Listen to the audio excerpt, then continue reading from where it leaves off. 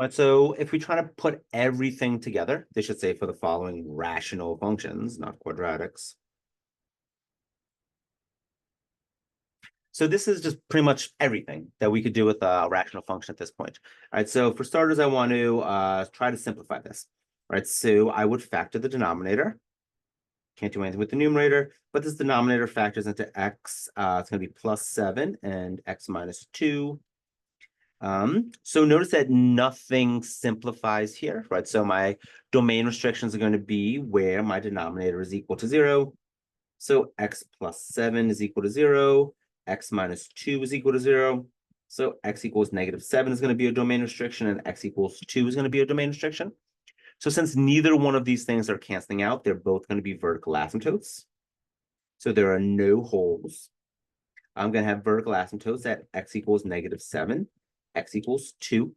If I want to find an x-intercept, I care about where the numerator equals 0.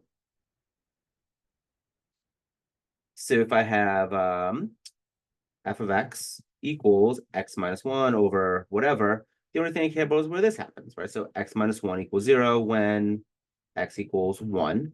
So my x-intercept is going to be 1, 0. My y-intercept happens when I plug in x equals 0. So if I plug in x is equal to 0 into my function, aka if I just do f of 0, I'm going to end up with, get rid of that for a sec. All right, so I'm going to get, sorry, my eraser wasn't working nicely, 0, 0, 0. All right, so I'm going to get -1 over -14, which is just 1/14. So 0, 1/14 is my x, my y-intercept. And then if I want to find any horizontal asymptotes, well, this is a question about what dominates, top or bottom. So the degree of the top is 2. It doesn't matter if we use the simplified version or the original version, we'll always get the same answer.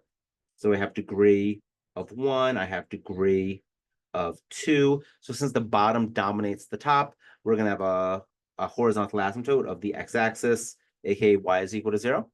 So let's get a quick sketch down, right? So I'm going to have vertical asymptotes at -7 and +2. So let's just pretend -7 is kind of out here. It's a sketch, so I don't really care a ton. So there's -7, and here's +2, maybe right there.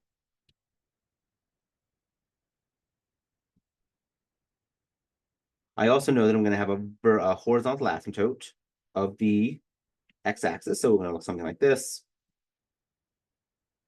Oops, not that. Ah, I deleted it. What am I doing? What am I doing? Gone. So I was trying to do this. I was trying to get a little bit of that action going. All right. So then what else do we know? I have a y-intercept whenever x is equal to +1. Right. So that's going to be like over here someplace. I also know that I have a y-intercept of 0, 1/14, right? So it's kind of exaggerated, but it's kind of over there.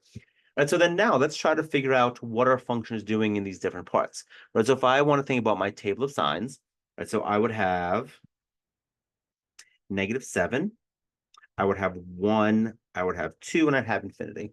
So we can kind of cheat a little bit because I already know what happens when x is equal to 0. So between -7 and 1, I know that I have a positive value, namely, I have my y-intercept.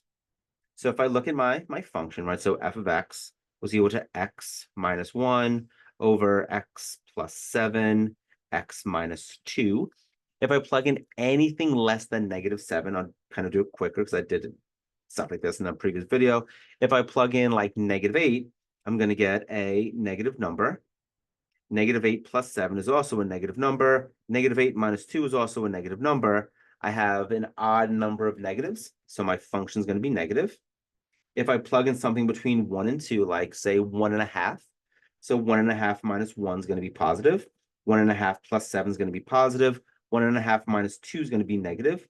I have one negative, so my function is going to be negative. And then if I plug in something bigger than 2, like 3, I'm going to get 3 minus 1 is positive.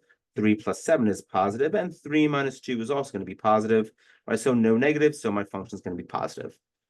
Right, so what does this mean? It means from -infinity to -7, my function is always negative.